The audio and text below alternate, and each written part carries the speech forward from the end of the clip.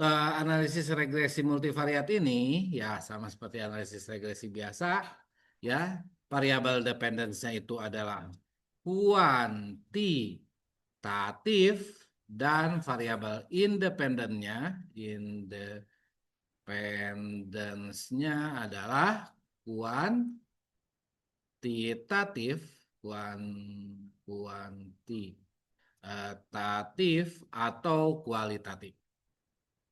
Oke. Nah, kualitatif bagaimana jika variabel independennya kualitatif, maka sama seperti dalam regresi biasa, gunakanlah yang namanya variabel dummy. Seperti itu ya. Oke, jadi pakai dummy variabel. Oke. Intinya kita punya variabel dependence kuantitatif dan punya variabel independence pun kuantitatif. Oke. Nah, apa bedanya regresi multivariat dengan regresi biasa? Ya, nanti kita lihat di sini. Ya, yang univariat, ya, ada regresi univariat, ada regresi multivariat. Regresi univariat ini terdiri dari satu variabel respon atau satu variabel dependence. Mau Y-nya banyak terserah, tapi sorry, mau X-nya banyak terserah, tapi Y-nya cuma satu disebut univariat atau variabel dependennya cuma satu disebut univariat. Misalkan kalau kita punya satu Y dan satu X, maka kita gunakan regresi sederhana, regresi univariat sederhana. Kalau kita punya satu Y dan beberapa X, misalkan X1, X2, dan seterusnya sampai dengan XP, maka yang digunakan regresi multiple. Nah, di sini Y-nya ada beberapa. Misalkan Y-nya bisa Y1, Y2, dan seterusnya sampai dengan YQ. Sedangkan dan ini dipengaruhi oleh X1, X2, dan seterusnya sampai dengan XP. Maka karena Y-nya ada lebih dari satu, maka kita sebut dengan multivariat. Ingat, definisi dari multivariat adalah variabel acak responnya, ya. Variabel acak yang merupakan respon yang lebih dari satu. Oke. Dan ingat, responnya itu juga harus saling bergantung. Kalau tidak ada hubungan antar variabel responnya, ya kalian analisisnya pakai univariat aja, jangan pakai yang multivariat. Misalkan apa ya?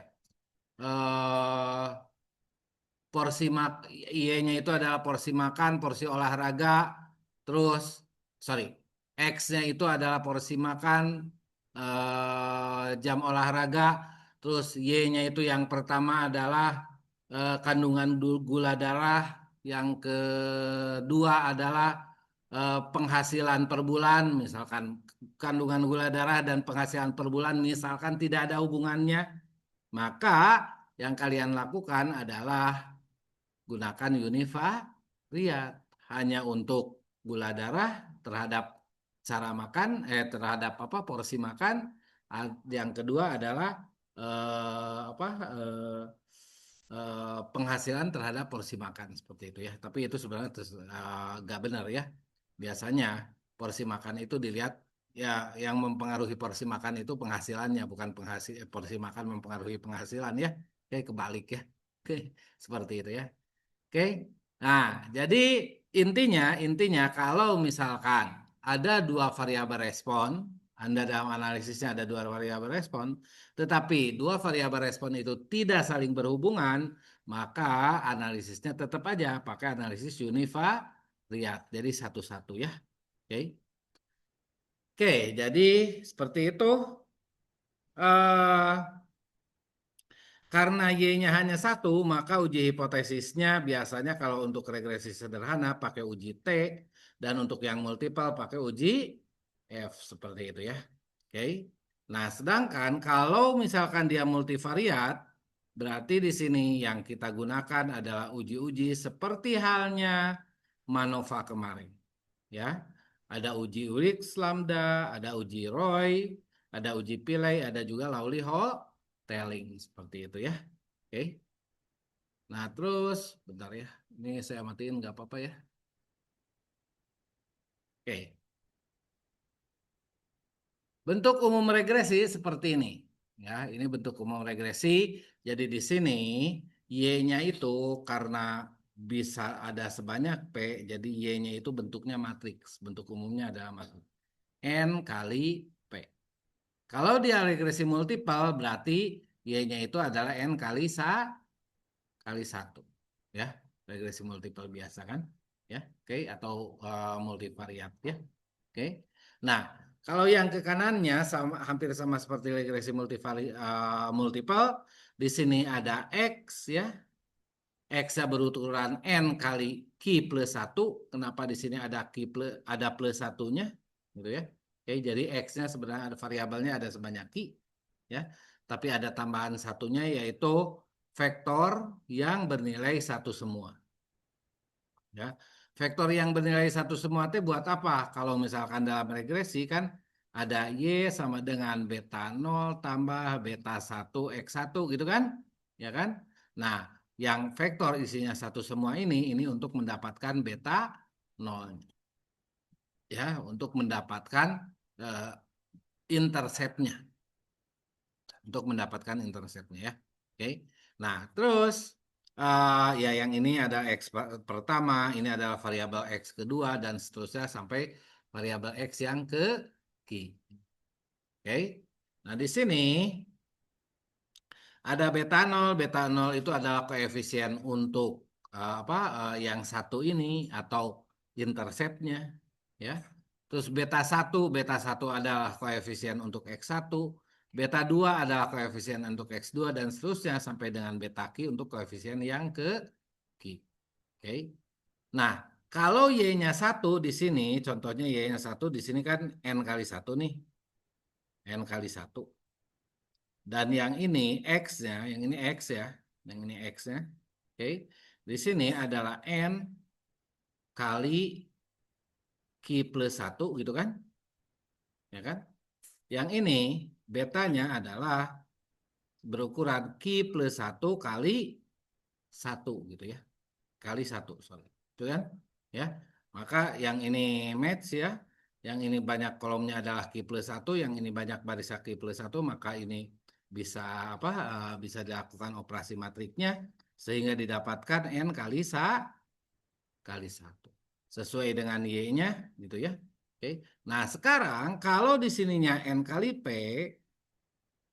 maka yang ininya pun harus N kali P, betul nggak? Ya kan? Ya. Nah, sehingga di sininya pun yang P itu yang mana yang ininya? P itu yang sebelah sini. Yang sebelah sininya adalah P, betul nggak? Ya kan? Ya. Nah, berarti nanti betanya akan berukuran Q plus satu dikali dengan P, gitu ya. Oke. Jadi betanya akan berupa matrik, bukan vektor. Jadi kalau Y-nya vektor, variabel betanya pun akan berupa vektor. Tapi kalau misalkan B-nya itu adalah matrik, Y-nya itu adalah matrik, maka betanya akan berupa matrik seperti itu. Ya, oke. Oke, yang terakhir adalah errornya, ya. Tentu errornya ini, taruh ini di mana ini? Oke, tentu errornya ini haruslah dia itu ukurannya sama dengan Y-nya. Kalau Y-nya itu N kali satu, maka errornya pun N kali satu. Kalau Y-nya itu adalah N kali P, maka errornya pun berupa matriks N kali P. Seperti itu ya. Oke. Nah, jadi yang di atas ini adalah secara umum seperti ini dan matrik semua model regresi ini masuk ke masuk ke model ini, yang mana model regresi multipel itu kalau misalkan P-nya sama dengan satu, ya, dan kalau regresi sederhana selain P-nya sama dengan satu, Q-nya juga sama dengan satu, seperti itu ya. Maka jadi regresi linear sederhana seperti itu ya. Oke. Jadi di sini N itu menyatakan banyaknya sampel, Q itu menyatakan banyaknya prediktor atau X, dan P itu menyatakan banyaknya respon atau variabel independen. Seperti itu ya. Oke. Oke.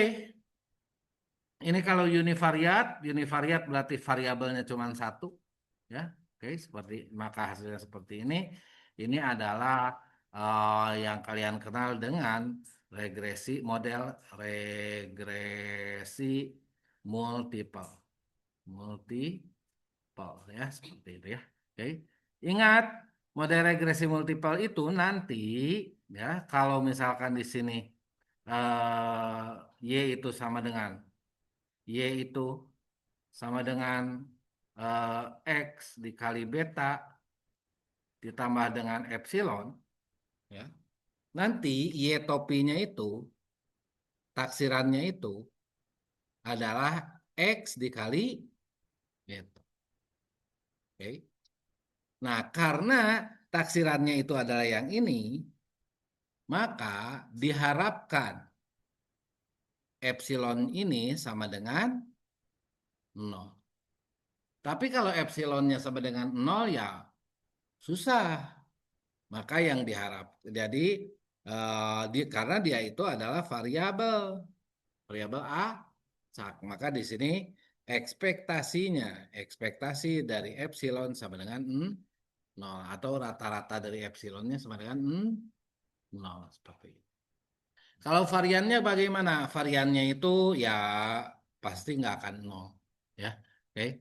Variannya itu pasti ada, tapi sangat diharapkan variannya itu kecil. Kalaupun ada, diharapkan kecil, tapi ya gimana lagi gitu ya. Oke, udah pasti ada. Oke, berdasarkan hal ini, maka epsilon ini haruslah berdistribusi yang apa? Yang parameternya rata-rata dan varian adalah normal.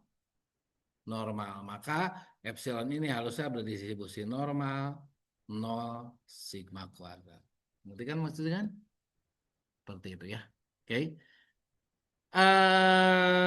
Jadi ketika pemodelan sebenarnya tidak hanya untuk regresi, tapi hampir semua pemodelan yang harus berdistribusi normal itu adalah epsilonnya, bukan y-nya. Bukan y-nya, tapi epsilon atau error. Tapi Pak, kenapa banyak peneliti yang melakukan transformasinya itu di y-nya? Ya kan? Ya. Karena apa? Karena kombinasi linier dari normal itu kemungkinan besar akan didapatkan normal juga. Ya. Jadi kalau kita epsilon ini berdasarkan hal ini, ya, maka Y itu sama dengan Y topi ditambah epsilon, itu kan? Ya kan? Maka epsilon itu sama dengan Y, ini topi ya, sorry. Y dikurangi Y topi. Kalau epsilonnya normal, nah biasanya kalau Y-nya normal, kalau ininya berdistribusi normal, maka hasilnya pun akan berdistribusi normal. Jadi, adapun transformasi Y itu adalah salah satu usaha untuk menormalkan epsilon. Ya, itu salah satu usaha untuk menormalkan epsilon. Kalau misalkan Y-nya itu tidak normal, maka kemungkinan besar epsilonnya tidak normal. Makanya kemarin kalau Y-nya itu adalah diskrit, udah pasti nggak normal kan? Ya kan? Seperti itu. Terus, Pak, jadi epsilonnya itu jadi nggak normal. Ya iyalah, gitu ya, seperti itu ya. Jadi ya biasanya ya orang-orang melakukan transformasi di Y-nya supaya epsilonnya normal gitu ya. Oke. Oke, kita lanjutkan. Nah, kalau tadi univariat ya, kalau tadi sekarang multivariat, kalau multivariat Y-nya aja sebanyak P ya, maka di sini berukuran N kali P ya. Maka kalau ini biasa berukuran N kali Q plus 1 ya. Oke. Nah, maka betanya pun haruslah berukuran Q plus 1 dikali dengan P, harus berukuran P. Jadi si betanya harus berbentuk matriks ya. Karena bentuknya matriks, biasanya kami pakai huruf kapital. Kalau kapital beta itu kayak huruf B biasa ya. Oke. Jadi biasanya kami menggunakan ini teh maksudnya beta tapi jadi kayak huruf B biasa ya. Oke, beta kapital biasanya ya ditulisnya. Tapi ya ada juga yang menuliskan ya udah definisikan aja bahwa betanya itu adalah matriks seperti itu ya. Oke. Lalu di sininya errornya pun harus berbentuk matriks. Oke, kalau tadi errornya cuma satu, ya, ya, yang ada adalah rata-rata dan variannya. Bagaimana kalau errornya di sini ada beberapa? Satu ada sebanyak P variabel, gitu kan errornya kan? Ya, ketika errornya sebanyak P variabel, maka asumsinya sama. Untuk setiap epsilonnya, ya, untuk setiap variabel epsilonnya, itu rata-ratanya harus sama dengan 0. Variannya bebas, boleh berapa aja. Tetapi satu hal lagi yang harus dicapai adalah antar errornya harus tidak ada hubungan. Kenapa antar errornya harus tidak ada hubungan? Karena kalau antar errornya masih ada hubungan, berarti si modelnya masih belum optimal. Ya, sebenarnya itu masih bisa dikejar lagi untuk mendapatkan model yang terbaik. Ya, jadi syaratnya si errornya harus tidak ada untuk mendapatkan model yang terbaik. Si errornya itu harus saling bebas. Ya, itu tidak ada hubungan. Oke, maka di sini kovarian dari error pertama dengan kolom error kedua atau variabel error kedua ya ke yang lainnya itu haruslah sama dengan 0. Oke. Berdasarkan hal ini, maka uji asumsinya tidak bisa menggunakan uji asumsi multivariat normal. Ya kan? Atau normal multivariat. Kenapa? Karena kalau multivariat itu antar variabelnya harus saling berhubungan. Ya kan? Ya. Jadi, ngujinya bagaimana, Pak? Ya, ngujinya satu-satu aja. Ya, ngujinya satu-satu dan pastikan bahwa kovarian antar epsilon satu dengan epsilon yang lainnya itu saling bebas. Oke, seperti itu. Atau korelasinya kurang dari 0,2. Biasanya kita pakai korelasi kurang dari 0,2 ya. Oke. Justru ini mah nggak boleh multivariat normal. Normalnya harus setiap variabel error ya. Seperti itu ya. Oke. Seperti itu. Oke. Eh, nah, sekarang ya, bagaimana masalahnya? Bagaimana kita mendapatkan betanya atau koefisien regresinya? Oke. Biasanya perhitungan vektor itu sama dengan perhitungan matriks atau bukan biasanya ya. Vektor itu adalah matriks yang berukuran apa kali satu gitu ya. Oke. Jadi operasi vektor itu berlaku juga untuk operasi matriks gitu ya.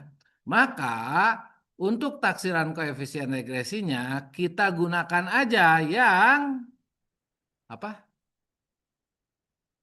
Regresi multiple. Ya kan? Karena y-nya itu berupa vektor. Kalau regresi multivariat, y-nya berupa vektor, x-nya matrik. Kalau regresi multivariat, y-nya itu vektor, x-nya y-nya matrik, x-nya matrik. Itu bisa nggak jalan? Bisa, karena operasinya sama. Berarti kan maksudnya kan? Ya. Oke, kita lihat nih di sini ya. Oke, kalau gitu, apa sih yang mengakibatkan si model itu baik? Model itu baik jika errornya minimum. Benar nggak? Jika errornya minimum. Ya, jika errornya sangat kecil atau paling kecil lah, errornya kecil banget, gitu ya, kecil. Nah, berarti kita akan mencari nilai minimum dari error. Oke. Kalau error itu Kak, kan kalau misalkan dia Y dikurangi dengan Y topi, Y dikurangi dengan Y topi, berarti ini teh bisa minus, bisa plus, ya kan? Kalau misalkan Y-nya 5, Y topinya 7, ini akan jadi minus 2. Ini jelek juga, bukan baik, ya kan? Ya. Yang baik itu adalah yang di sini sama yang di sini sama atau mendekati 0, itu baru bagus. Jadi bagaimana? Biasanya kita mengkuadratkannya, ya. Jadi apa clue-nya bagaimana? Jadi di sini ada error pertama, ada error kedua, ada error ketiga. Misal, ya, misal di sini min 2, di sini 0, di sini 2, dan di sini misal ini yang pertama nih, ya, yang pertama. Terus ada yang kedua misalkan, ya. Yang kedua di sini minus 0,5, di sini adalah 0, di sini 0,5. Ini rata-ratanya sama dengan 0, ya kan? Ya. Tapi yang terbaik itu yang pertama atau yang kedua? Yang ini, yang ke satu atau yang kedua, yang kanan ini? Yang kedua, ya kan? Karena nggak jauh-jauh amat, ya kan? Nah, jadi yang kita harus lakukan adalah selain mengkuadratkannya, kita pun harus menjumlahkannya. Kalau setelah dikuadratkan dan dijumlahkan nilainya kecil, berarti bagus. Ngerti kan maksudnya kan? Ya, oke. Kan ini kalau misalkan dikuadratkan jadi 4 tambah 4 berapa? 8.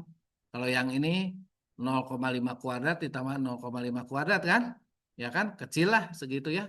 Berapa ya? 0,25 tambah 0,25 ya? 0,25 tambah 0,5 berarti 0,5 ya? Oke, 0,5 ya, ya jelas lah karena yang ini lebih bagus. Yang lebih bagus itu adalah hasil jumlah kuadratnya harus kecil ya. Oke, berarti yang akan kita lakukan adalah meminimumkan jumlah kuadrat error atau meminimumkan jumlah kuadrat galat. Oke, kita hitung dulu jumlah kuadratnya. Kalau misalkan kita punya ini adalah matriks, ini adalah vektor epsilon, ya kan?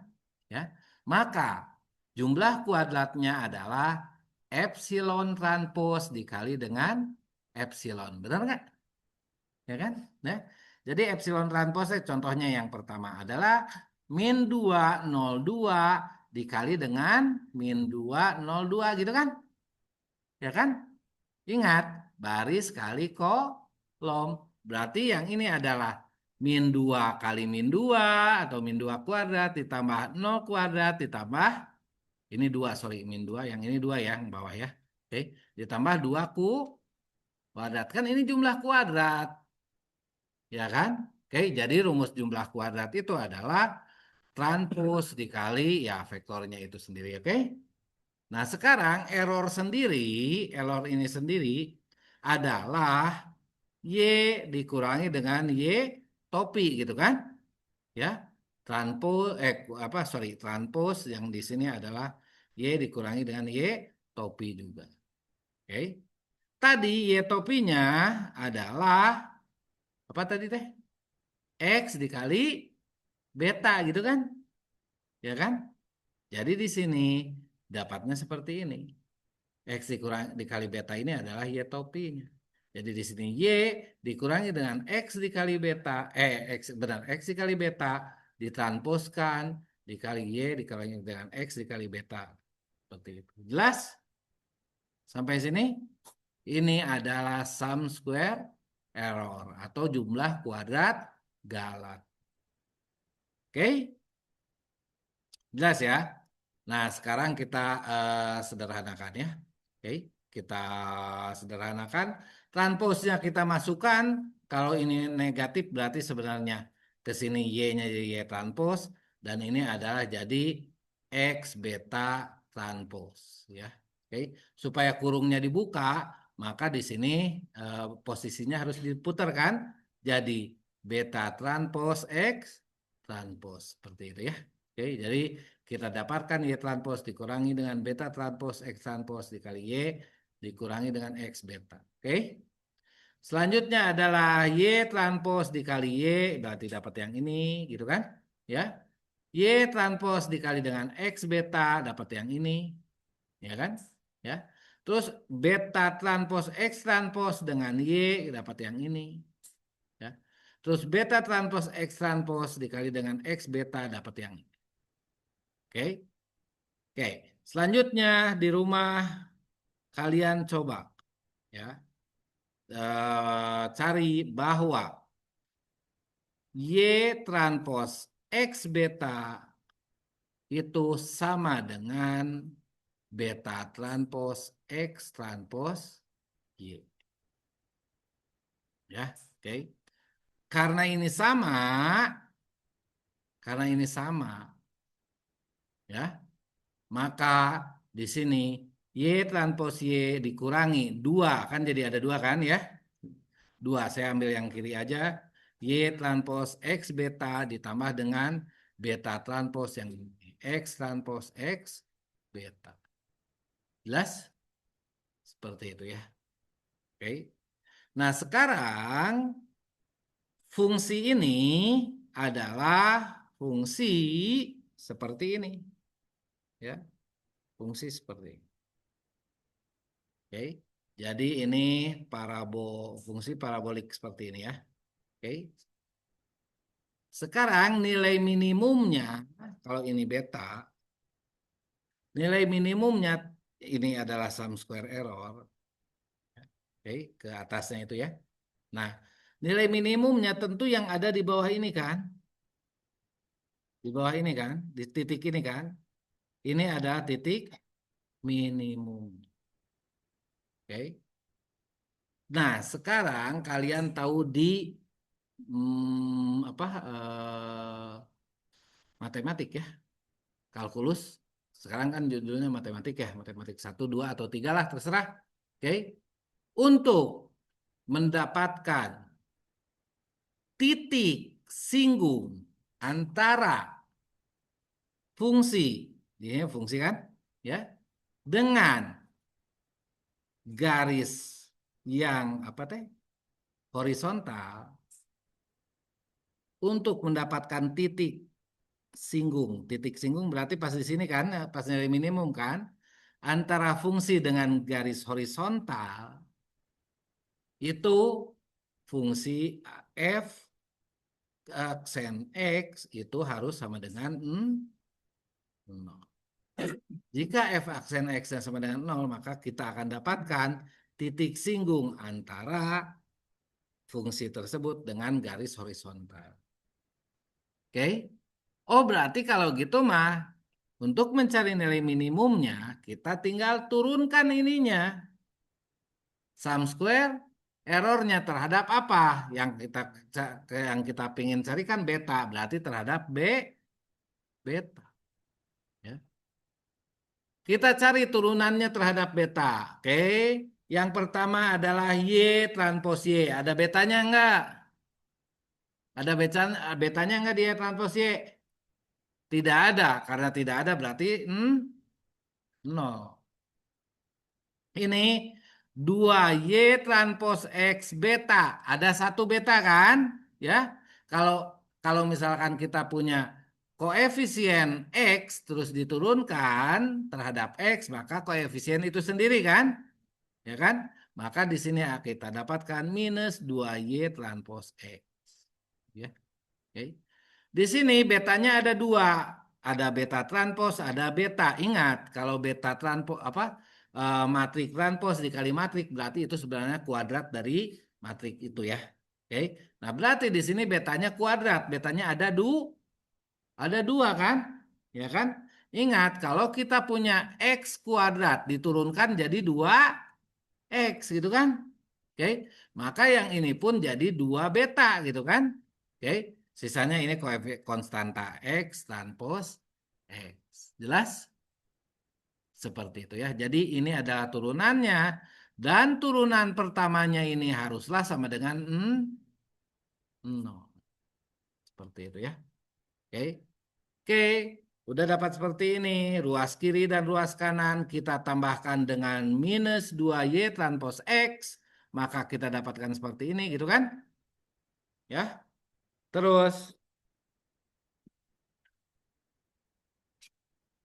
ruas kiri dan ruas kanan kita bagi 2. Maka 2-nya hilang. 2 di kiri juga 2 di kanannya hilang kan. Ya. Terus ruas kiri dan ruas kanan kita bagi dengan atau kita kalikan dengan X transpos X inverse. Inverse itu kan artinya bagi kan, ya. Apa lawannya gitu ya. Oke. Berarti kita dapatkan seperti ini.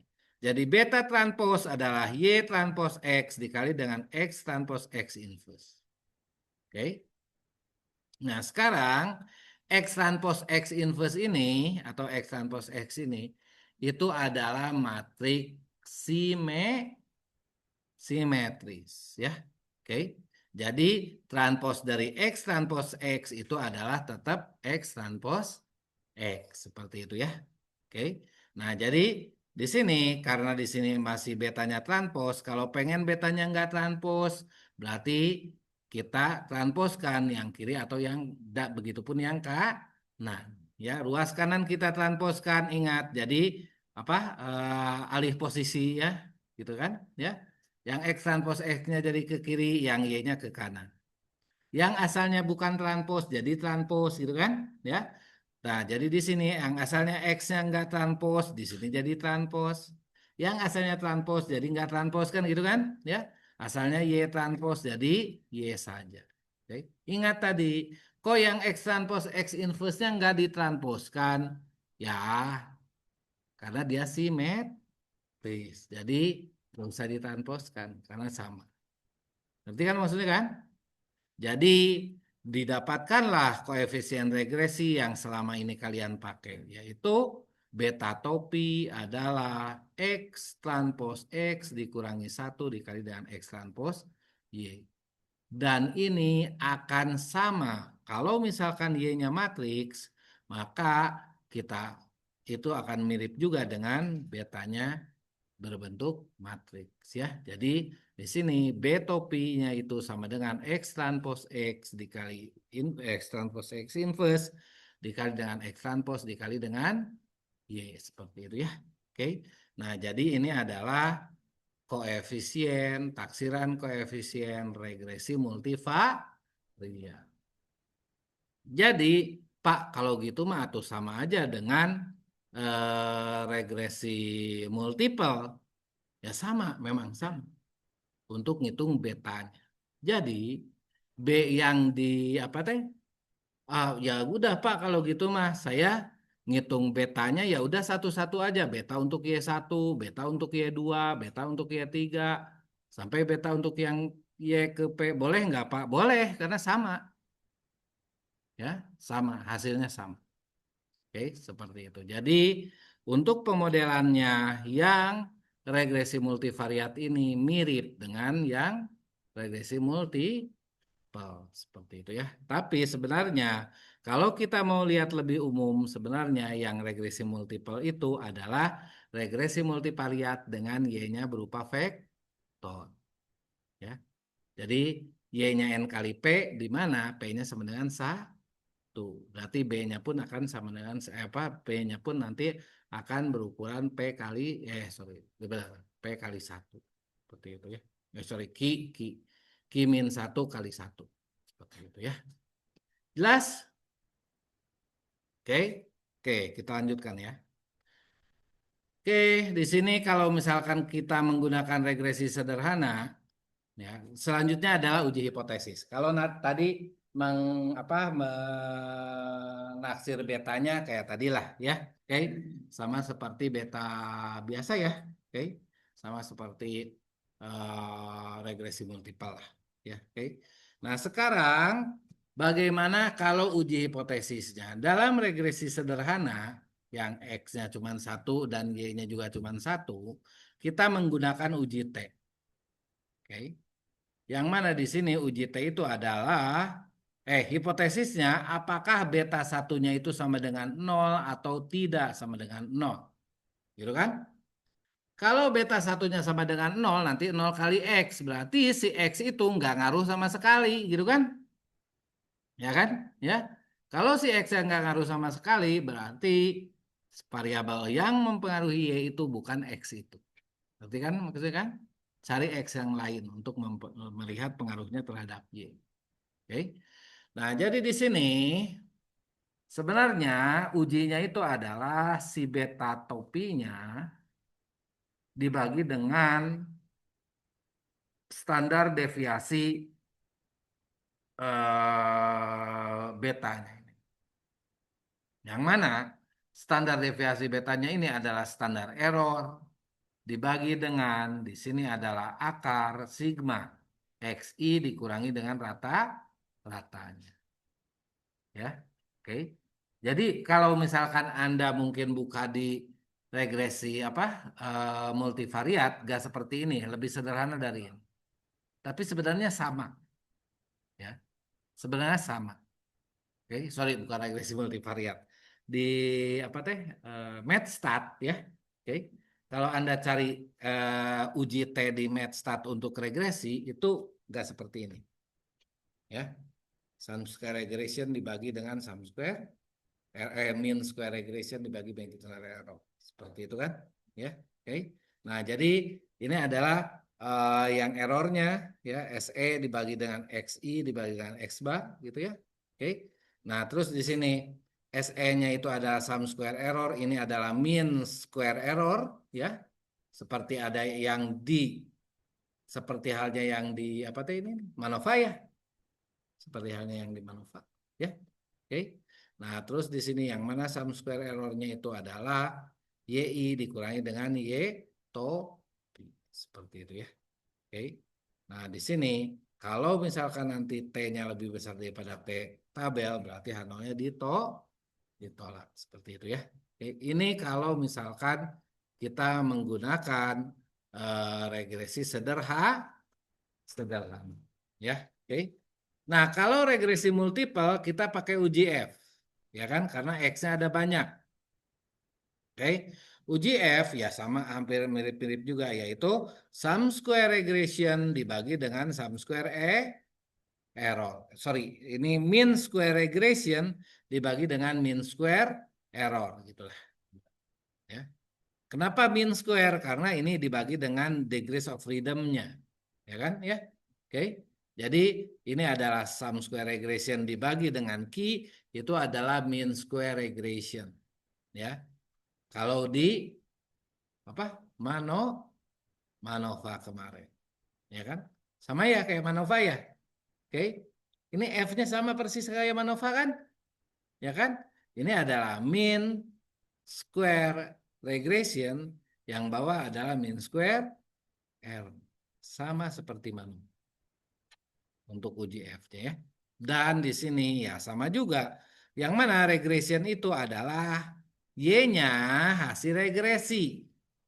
Ya. Kalau di Manova Y-nya adalah Y per kelompok gitu kan? Ya, kalau di sini karena hasil regresi berarti Y-nya adalah Y topi atau Y hasil regresi itu sendiri. Dikurangi dengan rata-ratanya, dikuadratkan, dibagi dengan sum square error berarti ini error namanya juga. Kalau error berarti dia itu Y asli dikurangi dengan Y topinya gitu kan? Ya kan? Dikuadratkan. Gitu ya. Oke. Nah, nanti kalau misalkan kita dapatkan F-nya, daerah penolakannya adalah F-nya lebih besar daripada F dengan degrees of freedom-nya Q, karena tadi pembaginya Q, dan degrees of freedom keduanya adalah N minus Q minus 1. Karena di sini minus square error-nya adalah N minus Q minus 1. Berarti kan maksudnya kan? Seperti itu ya. Oke. Ini kalau misalkan regresi multiple yang mungkin Anda juga sudah melakukannya ya. Oke. Terus kalau misalkan hasil uji F-nya itu adalah diterima, misalkan F-nya diterima, gimana? Kalau misalkan H0, sorry. H0-nya diterima, gimana? H0 diterima itu berarti beta J itu sebenarnya 0. Maka modelnya jelek. Maka treatmentnya adalah semua variabel X-nya atau sebagian variabel X-nya yang harus diganti. Semua atau semua sebagian? Bukan. Apa? Ya, secara keseluruhan F itu. Jadi semua variabelnya yang harus diganti. Ya, semua variabel X-nya yang harus diganti ya. Ingat, kalau misalkan kita hasil regresi itu H0-nya diterima. Jadi dulu gini, waktu saya mahasiswa, waktu saya masih mahasiswa, saya dapat apa apa ya namanya teh? Ya pesanan lah dari teman yang dari apa dari pertanian. Jadi dia itu pakai regresi multiple biasa, gitu ya. Oke. Nah, terus diminta diuji apakah X yang mana yang paling mempengaruhi Y, ya. Apakah apakah perbedaan pupuk yang paling mempengaruhi Y atau apa gitu. Ternyata hasil ujinya itu H0-nya diterima. Jadi semua treatment, ya sebenarnya bukan regresi multivariat ya, tapi MANOVA kemarin, ANOVA ya. Oke. Jadi semua treatment yang dia pakai sebenarnya nggak ngaruh apapun gitu, ya kan? Ya, gimana lagi? Saya sampaikan ke dia, tapi ya apa? Dilema juga karena dia melakukan itu teh sudah setengah tahun atau 1 semester. Masa saya harus ngulang lagi katanya ya? Ya, masa saya harus bohong gitu kan? Ya, menyatakan bahwa ini teh signifikan padahal enggak gitu kan? Seperti itu ya. Nah, jadi ya ya disitulah dilemanya orang statistik ya. Oke. Kadang-kadang kita tahu mana yang benar, tapi ya kita harus harus apa? Sampaikan. Jadi akhirnya ya saya suruh ke teman saya itu untuk menyampaikan bahwa jangan lagi menggunakan treatment ini karena treatment ini tuh tidak memberikan dampak terhadap hasil. Ngerti kan maksudnya kan? Ya, jadi seperti itu. Jadi walaupun tidak sesuai dengan ekspektasi kita, ya itu ada informasinya gitu ya. Oke, ada informasinya. Nah, jadi ya seperti itu. Jadi ketika F-nya itu tidak apa F-nya itu sorry, H0-nya itu diterima, maka semua variabel X-nya kita harus ganti. Nah, kalau kita mah gampang lah kalau orang statistik mah karena datanya data sekunder. Ya, ya udah cari lagi aja X yang lain gitu ya. Oke. Nah, kalau X-nya ditolak, kalau X-nya ditolak, maka di sini ada sebagian yang tidak sama dengan 0. Jadi kalau yang ini untuk semua ya, untuk semua teh lambangnya teh kayak gini, ya kan? Ya kan? Ya. Kalau yang bawah itu adalah terdapat. Terdapatnya kayak gini kan? Ya kan? Terdapat DIJ yang tidak sama dengan 0. Kalau terdapat apakah semuanya tidak sama dengan 0? Enggak. Berarti dicek lagi satu-satu yaitu pakai uji T biasanya. Ya kan? Ya. Pakai uji T. Nah, biasanya seperti itu. Cek lagi satu-satu. Tapi nanti di sini yang saya akan sampaikan adalah uji subset, bukan uji T. Kalau uji T dicek satu-satu. Pak, kenapa diceknya satu-satu? Kenapa enggak dua-dua? Nah, kan gitu kan? Ya. Kalau misalkan variabel X-nya ada 4, kenapa enggak per 2? Kenapa enggak diceknya ini 3 sekalian, yang ini satu beda lagi? Ya, oke. Jadi ada sebenarnya uji yang namanya uji subset, ya. Dan yang recommended itu adalah uji subset. Karena dari uji subset itu kita bisa lakukan satu-satu, bisa kita lakukan dua-dua, bisa kita lakukan tiga-tiga, seperti itu ya, bebas. Oke, seperti itu. Oke, nanti kita lihat ya. Nah, ini kalau misalkan uji subset dalam regresi multiple. Ya. Jadi uji subsetnya gimana? Berarti kalau misalkan kita punya X1, X2, X3, X4 misalkan. Kalau X3 dan X4 ini enggak ada, itu gimana? Kalau pakai uji T kan satu-satu. Uji Y terhadap X1, uji Y terhadap X2 gitu kan? Ya, oke. Tapi itu tidak memperhatikan adanya interaksi antara X1 dan X2. Oke kan? Seperti itu. Jadi yang paling cepat, yang lebih tepat itu mana? Yang lebih tepat itu adalah uji subset sebenarnya. Ya, oke.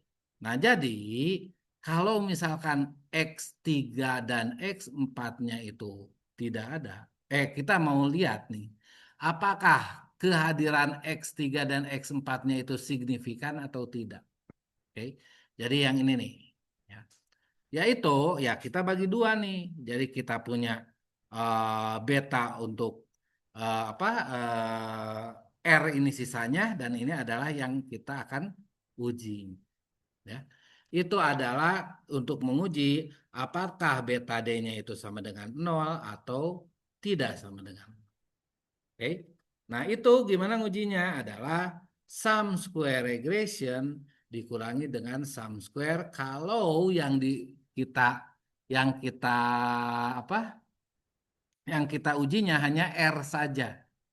Hanya yang atas aja, hanya X1, X2, X3. Gitu ya.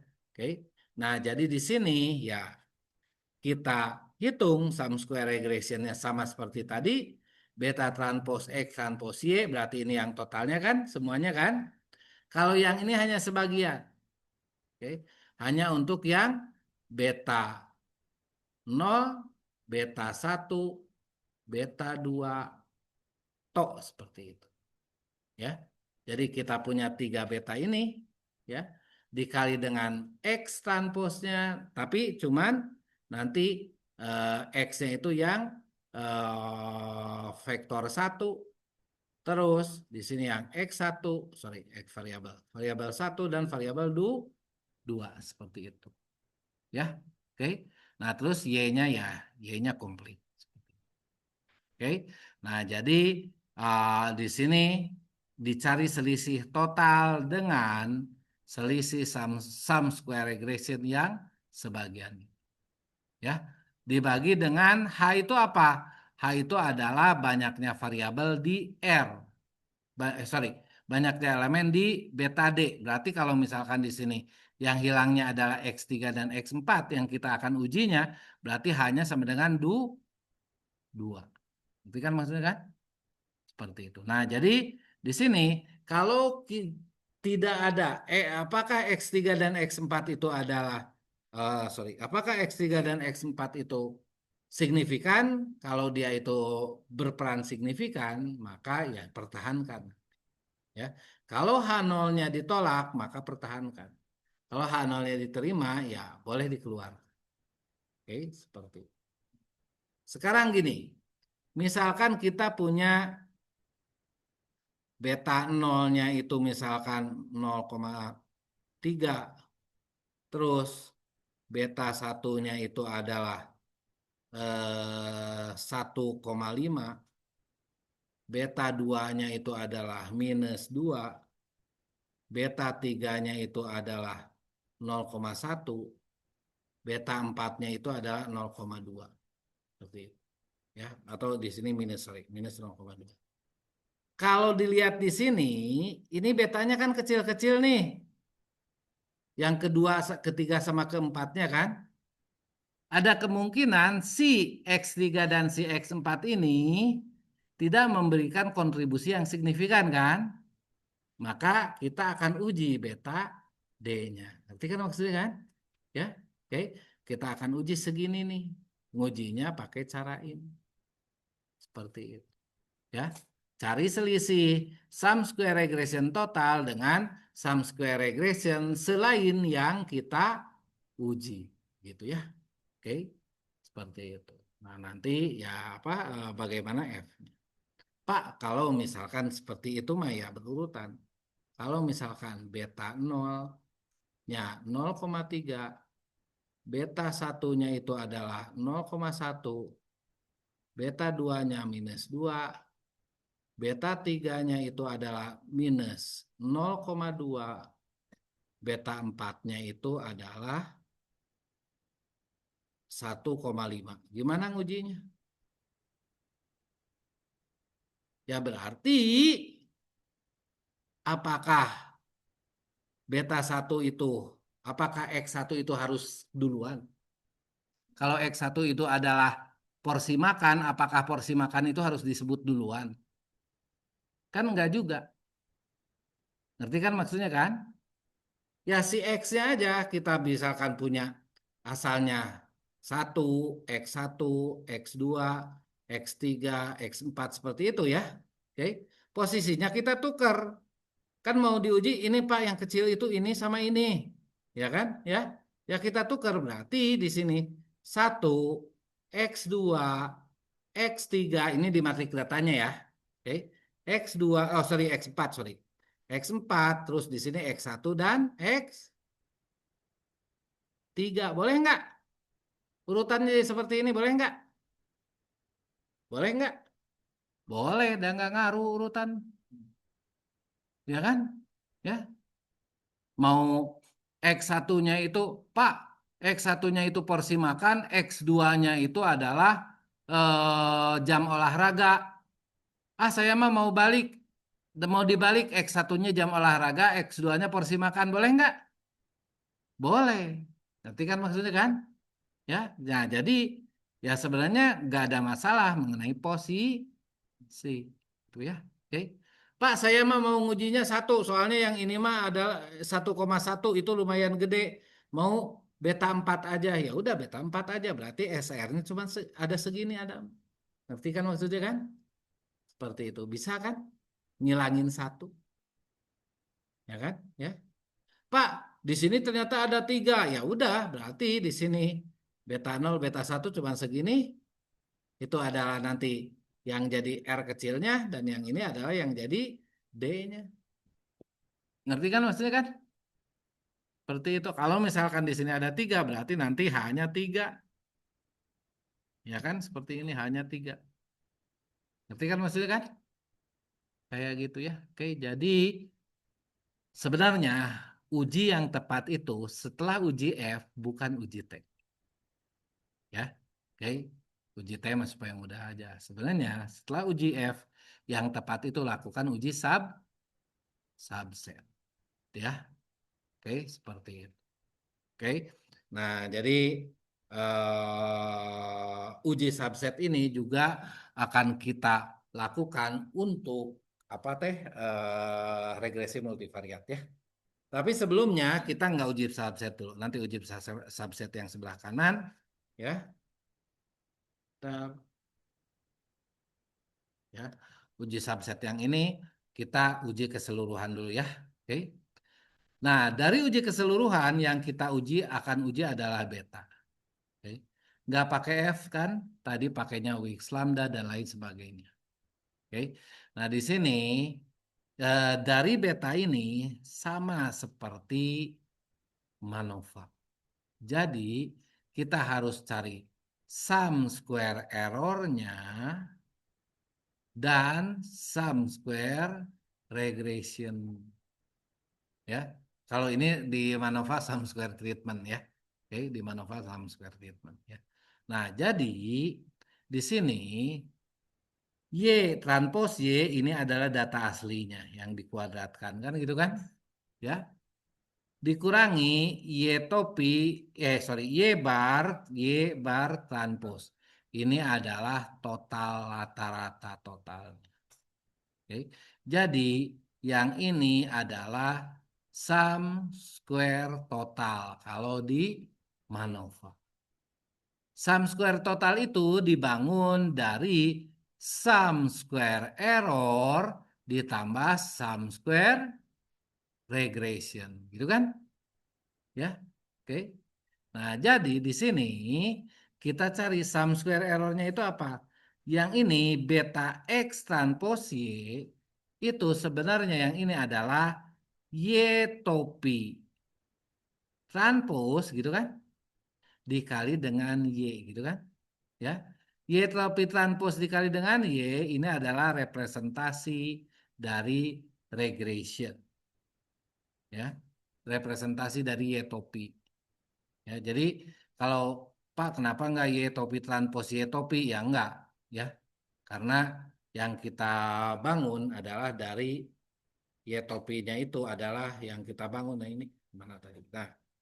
Nah, yang ini ya yang kita bangun dari X transpose dikali Y, ya kan? Ya, seperti itu ya. Jadi di sini adalah Y topi dikali Y. Ini adalah apa?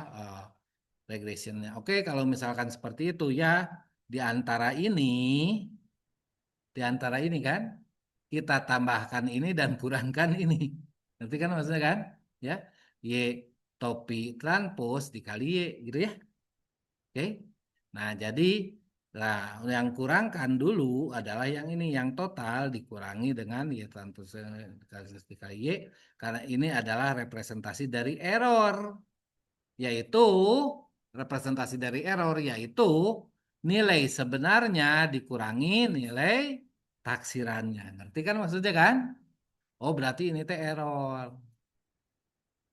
Nah, kalau misalkan error yang ini, oh berarti yang regressionnya adalah ya yang ini harus ada karena ini dijadikan pengurang di sini kan?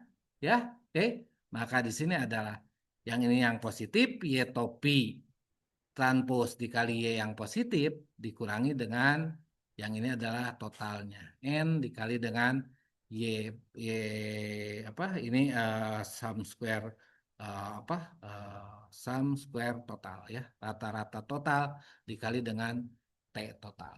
Itu ya. Oke, kuadrat total. Oke, ini rumus E-nya, ini rumus H-nya. Ingat, rumus E dan rumus H-nya beda ya.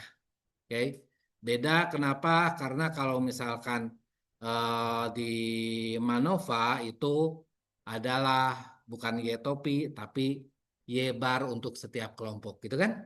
Ya, kalau di sini Y yang kita harus lihat errornya itu adalah Y topinya, gitu ya. Oke, tapi konsepnya sama, prinsipnya sama persis. Oke, nah kita dapatkan setelah dapat E dan H, ya. Oke. Dalam MANOVA itu dicari lambdanya menggunakan E inverse dikali dengan H gitu kan? Ya kan? Di MANOVA gitu kan? Di sini juga sebenarnya sama. Nanti kalau misalkan mau pakai lambda, mau pakai apa? Pakai nilai eigen ngitungnya. Nilai eigen ngitungnya. Itu cari nilai eigen dari E inverse dikali dengan H gitu ya. Oke.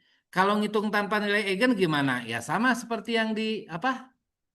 Seperti yang di Manova juga, ya kan? Ya, itu adalah determinan E dibagi dengan determinan E ditambah H atau determinan E dibagi dengan determinan total, sum square total seperti itu ya.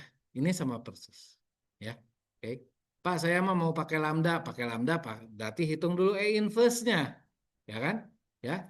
Nanti itu adalah sigma, sorry, bukan sigma ya, pi perkalian ya, perkalian dari lambda di sini T, sorry, lambda, lambda I yang mana I itu sebenarnya dari 1 sampai apa L misalkan dibagi dengan lambda I 1 min lambda, gitu kan?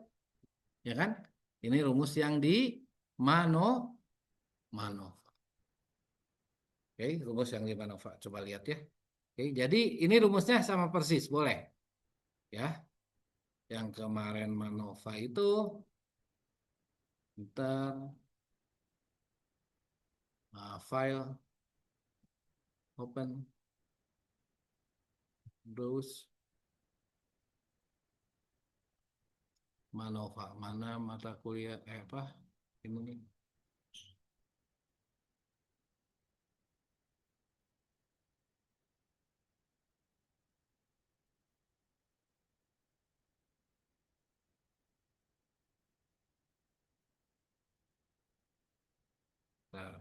Nah, yang ini ya.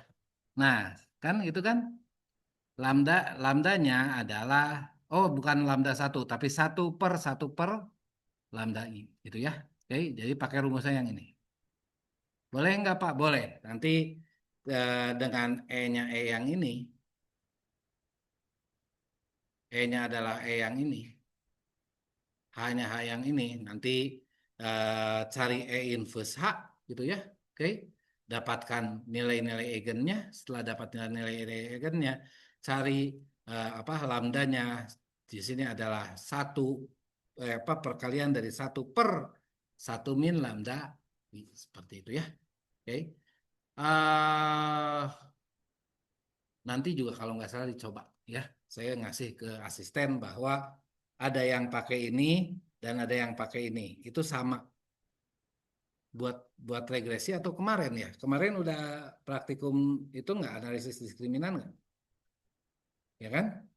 Kalau nggak salah ada analisis diskriminan juga ada yang versi ini. Ah, nantilah ya. Oke. Jadi ini sama persis ya, sama persis dengan yang MANOVA. Ngitungnya boleh pakai ini, boleh pakai ini.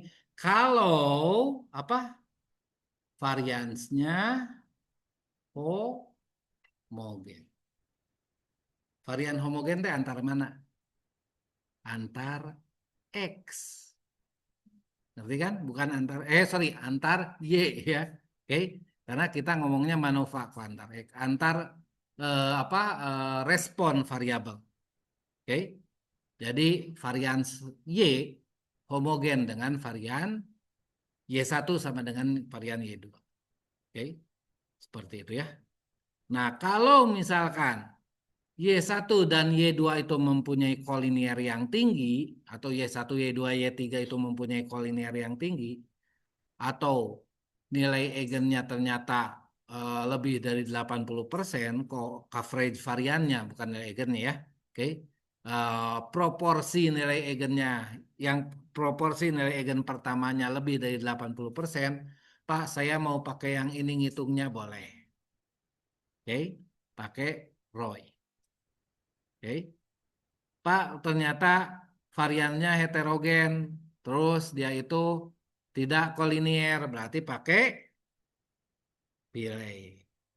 Jelas? Seperti itu ya. Jadi sama aja ya. Lowly hoteling, ya itu mah not recommended lah. Ya, oke, seperti itu. Bukan not recommended, ya not recommended karena itu udah dikembangkan oleh 3 orang ini. Ya. Seperti itu. Jadi ya konsepnya sama seperti apa tadi ya. Oke. Ini asumsinya epsilonnya harus berdistribusi normal, tapi ingat bukan normal multivariat ya. Oke. Normal univariat. Oke, seperti itu ya. Oke. Oke. Nah, terus di sini kalau misalnya nah tadi ada uji subset juga. Uji subset juga berlaku untuk regresi multivariat ya. Oke. Jadi nanti di sini bedanya kalau misalkan di sini pengurangnya itu adalah yang totalnya, ya kan? Kalau di sini, kalau di apa di subset pengurangnya adalah regresi yang sisanya. Ini yang diujinya, ini yang lainnya, R itu yang lainnya, kan? Ini yang diujinya, yang ini yang sisanya, gitu kan? Ya, beta R ya. Nah, jadi ini adalah beta untuk regression total, regression semuanya, gitu ya. Jadi dikurangi dengan ini adalah regression untuk yang sebagiannya. Ya, ingat ini adalah bet Y topi transpose ya. Oke, seperti itu ya. Ini adalah oh berarti yang itu juga Y topi transpose ya. Y topi transpose tapi untuk sebanyak R ya. Oke, untuk yang sisanya. Terus yang E-nya gimana? Yang E-nya sama aja. Yang E-nya untuk E total gitu ya. Oke. Nah, nanti ngitungnya juga sama sama aja ya, sama lambda itu untuk menguji kalau misalkan nanti si beta ini teh berperan penting, dari kalau si beta D-nya tidak berperan, si beta D-nya nggak ada andilnya, ya, maka selisih antara total dengan beta R itu akan kecil karena sebagian besar beta total ada di beta R, benar nggak? Ya kan? Kalau selisihnya kecil berarti di sini delta E dibagi dengan ya, E plus H di sini hanya di sini adalah nilainya kecil. Ya kan? Kalau nilainya kecil misalkan menuju 0, maka nanti di sini adalah determinan E dibagi determinan E. Kalau determinan E dibagi determinan E akan sama dengan satu, maka di sini akan mendekati satu ya nanti nilainya itu akan gede gitu ya. Oke, karena kan kecilnya di lambda itu 0,0 kan, ya. Oke. Tapi kalau misalkan si beta R-nya ini andilnya dikit, maka si total sama sisanya itu nanti selisihnya akan gede kan? Ketika selisihnya besar, maka di sini E ditambah H-nya itu akan besar yang bawahnya kan? Ketika yang bawahnya besar, di sininya akan nilainya mendekati 0 kan? Atau 0, berapa gitu ya. 0,0 berapa berapa berapa gitu kan? Nah, ketika lambdanya kecil maka H0-nya ditolak. Jadi si beta D ini memberikan andil yang besar. Berarti kan maksudnya kan? Seperti itu cara kerjanya. Ya, oke. Oke, itu untuk yang uji subset. Jadi nanti akan ada di apa? Di praktikumnya akan dicoba keseluruhannya juga akan ada uji subsetnya dikit gitu ya. Oke, seperti itu. Oke, untuk kecocokan model, ingat selain Anda punya modelnya, selain Anda menguji untuk setiap Y-nya, setiap X-nya, mana yang berperan, mana yang tidak gitu ya. Oke. Dalam regresi itu ada R square, ya, ada R square. Nah, jadi R square ini atau koefisien determinan ini, ya, itu adalah sum square kalau yang yang mungkin di bukunya MedStat itu adalah 1 dikurangi sum square error dibagi dengan sum square total. Sebenarnya ini sama aja dengan sum square regression dibagi dengan sum square total gitu ya. Oke. Jadi kalau misalkan si regresinya itu berperan besar, maka si sum square regressionnya akan sama dengan sum square total. Kalau dia sama, berarti errornya kecil kan? Kalau errornya 0, berarti sum square error. Kalau sum square errornya 0, berarti sum square regressionnya akan sama dengan sum square totalnya. Kalau sama, maka akan bernilai satu. Makanya kalau R square-nya dekat ke satu, berarti modelnya bagus. Ya kan? Kalau R square-nya dekat ke 0, berarti si errornya itu lebih berperan daripada regressionnya, ngerti kan maksudnya kan? Ya, karena errornya lebih berperan daripada regressionnya berarti modelnya jelek. Oke. Kalian MedStat itu apa sih? MedStat parametrik belajar regresi kan? Belajar di akhir-akhir. Oke, seperti itu ya. Nah, katanya R square berapa kalau yang bagus itu?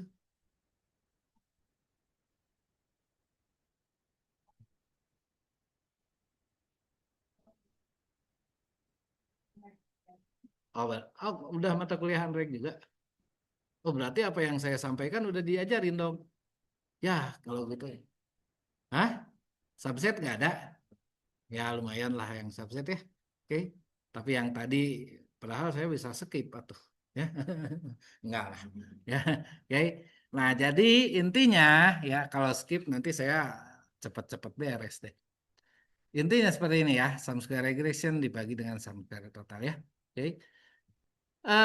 Ada yang bilang 0,7 oke ya atau lebih, ada yang bilang 0,8 oke atau lebih gitu ya. Oke, nggak ada yang eh, apa eh, nggak ada yang jelas gitu ya. R square-nya berapa sih? Dibilang oke gitu ya. Oke. Soalnya ketika kita mengurangi X, walaupun si X-nya itu tidak memberikan peran, atau hipotesisnya itu apa?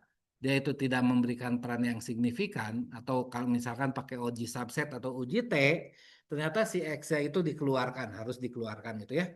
Nanti si R square-nya itu pasti berkurang, pasti nurun. Ya udah, kalau R square-nya turun ya saya masukin lagi X-nya. Tapi di sisi lain, kan X-nya tidak memberikan peran, ya kan? Tidak memberikan kontribusi yang signifikan. Atau gimana? Jadi si malakama gitu kan? Ya. Jadi biasanya ya ini apa? Saya tak nggak tahu yang benar, saya itu benar atau salah ya. Mungkin Pak Mindra yang lebih tahu ya. Oke. Tapi kalau saya itu biasanya ya kalau misalkan R square-nya udah 80%, selama selama X harus dikeluarkan ya saya keluarkan gitu ya.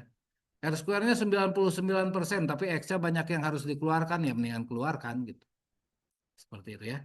Nah, tapi kalau R square-nya udah 80%, ketika X yang ketiganya misalkan dikeluarkan jadi 77%, ya mendingan udah stop. Yang ini jangan dikeluarkan. Jadi di sisi lain kita tidak mengeluarkan semua X sesuai hasil uji ya, untuk mempertahankan R square. Di sisi lain ya apa, kita juga tidak mempertahankan R square setinggi-tinggi mungkin gitu ya. Karena kalau X tidak berpengaruh ya keluarkan aja. Berarti kan maksudnya kan? Seperti itu ya. Oke, ini kalau misalkan regresi sederhana, ini regresi multiple. Ini yang saya bicarakan tadi ya. Kalau di regresi sederhana kan X cuma satu ya. Oke, kalau di regresi multiple justru yang apa, berperan besar kita mengeluarkan X atau menyertakan X ya. Sama aja ya. Square regression pun adalah apa? Sorry. Untuk yang kecocokan model regresi multiple adalah sum square regression dibagi dengan sum square total ya. Oke. Nah, untuk yang apa, untuk yang multivariat sebenarnya sama aja. Sebenarnya sama aja ya. Jadi di sininya adalah B transpose topi ya. X transpose Y matriks ya. Oke. Dikurangi dengan N, di sini Y-nya jadi Y vektor ya. Y vektor yang tadi ya. Oke. Y bar vektor dikali dengan Y bar vektor transpose ya, dibagi dengan Y matriks Y dikurangi dengan N dikali no yang ini ya. N Y bar T gitu ya. Oke. Nah, jadi ini untuk yang regresi multivariat sama dengan regresi apa, koefisien determinasinya sama ya. Nah, kalau yang ini untuk yang model tereduksi ya, yang udah apa? Ya kalau berkurang ya ininya juga berkurang ya. BM-nya kan jadi sebanyak R ya. Oke, seperti itu. Oke, tapi ada keunikannya dalam regresi multivariat ya. Setelah kita bisa ngitung seperti ini, dan ternyata nilainya itu, nilai ini, itu nggak jauh berbeda dengan rumus ini. Nggak jauh berbeda. Ya, oke. Jadi ini sama, nanti nggak jauh berbeda, bahkan hampir mirip gitu ya, hampir mirip dengan varian YX dikali dengan inverse varian XX dikali varian YX dibagi dengan SYY. Hampir sama dengan ini. Ya, oke. Ini gimana Pak maksudnya? Jadi kalau kita punya misalkan 2X, sorry, 2Y 3X misalkan ya, oke. Misalkan Q-nya itu ada, Q-nya itu sama dengan 3, P-nya sama dengan 2 ya, oke. Nah, berarti kita punya Y1, Y2 gitu kan? Ya. X1, X2, X3 gitu kan? Ya. Terus di sini kita cari variannya. Varian Y1 ini adalah S Y1 Y1 gitu kan ya. Oke, atau Y antara Y1 dengan Y1 gitu kan? Ya, oke. Kalau di sini antara Y1 dengan Y2 berarti kovarian kan? Ya. Di sini adalah S12. Yang ini misalkan S13, ini S14 karena ada 5 variabel semuanya ya. Oke, S15 gitu ya. Nah, terus di sini ada Y2. Di sini S21, tentu S21 itu sama dengan S12 ya. Oke. Terus di sini S22, S3, sorry, S23, S33, 24, S25. Terus kita lanjutin X1 itu adalah S31, ini S32, S33, S34, S35. Terus di sini adalah X2, X2 yaitu S41, S42, S43, S44, S45. Dan di sini ada yang X3 yaitu S51, S52, S53, S54, S55. Oke. Kalau pakai R tinggal COV aja ya. COV dari ya gabungannya ya X dan Y, Y dan X itu ya. Oke. Nah, ini sebenarnya kita bisa partisi ya, ini kita bisa partisi. Oke. Dan dari hasil partisi ini sebenarnya yang ini kita sebut dengan SYY. Ini yang menjadi pembagi. Ya. Yang ini barisnya apa? Yang sebelah sini S apa? Barisnya apa ini? Yang ini barisnya apa? Ini barisnya apa? Y, berarti YX gitu ya. Ya. Oke. Berarti ini yang ini nih. SYX. Oke. Nah, terus yang ini barisnya apa? S apa? X, Y. Berarti yang ini sebenarnya yang sebelah sini dan ini adalah S X X. Berarti yang matriks 3 kali 3 ini adalah yang diinverskan. Jelas? Oke, nah nanti jadi koefisien determinasinya untuk yang regresi multivariat sebenarnya mirip-mirip dengan ya rumus seperti itu. Ya. Oke. Nah, tapi ya apa biasanya kita pakai yang ini aja. Ya, oke. Tapi di sini ada apa ya ada ya mirip-mirip seperti ini lah. Ya. Oke, seperti itu koefisien determinasi. Oke, ini adalah contoh kasus yang nanti kalian akan coba di apa praktikum ya. Oke, ada Halt nanti kalau nggak salah itunya nama filenya ya. Oke, di sini Y-nya ada 2, Y-nya ada 2, X-nya ada 3. Oke, saya selalu bilang jangan percaya sehingga Anda coba ya. Tetapi banyak yang percaya aja jadi nggak nyoba gitu ya. Oke, jadi yang ini salah.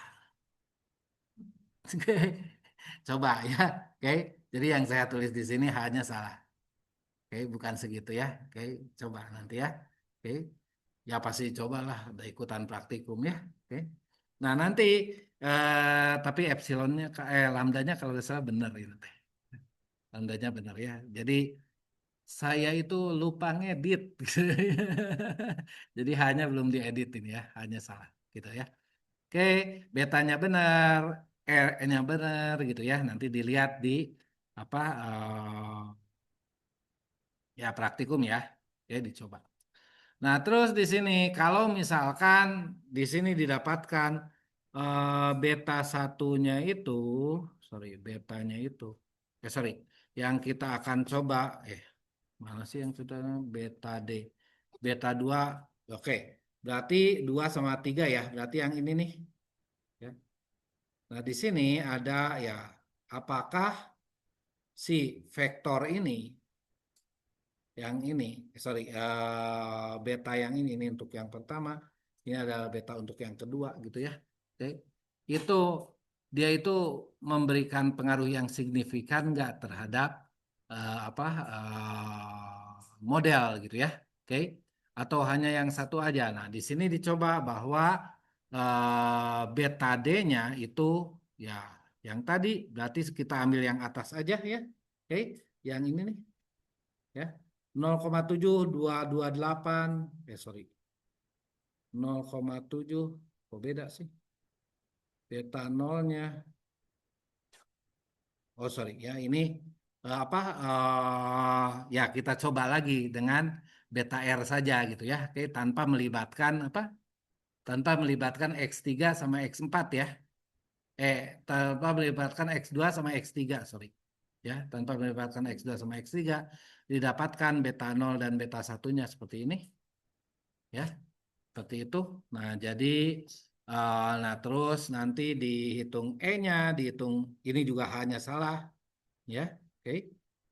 Hanya benar salah. Kalau nggak salah yang ini benar ya. Oke. Nah, nanti di sini lambdanya jadi di sini sebenarnya X2 dan X3 itu tidak terlalu memberikan peran. Jadi kalau di sini H0-nya ditolak, kalau di sini H0-nya diterima. Berarti sebenarnya kita cukup untuk Y1 dan Y2 ini cukup direpresentasikan dengan berat badan aja. Tidak usah direpresentasikan dengan blood glucose sama insulin level. Seperti itu ya. Oke, jadi yang X2 itu insulin level, yang ke sorry, X2 itu adalah blood glucose, yang X3 itu insulin level gitu ya. Oke, jadi untuk mendapatkan ukuran X1, X2 cukup ditimbang aja. Gak usah diambil darah. Seperti itu. Ngerti maksudnya kan? Ya, seperti itu.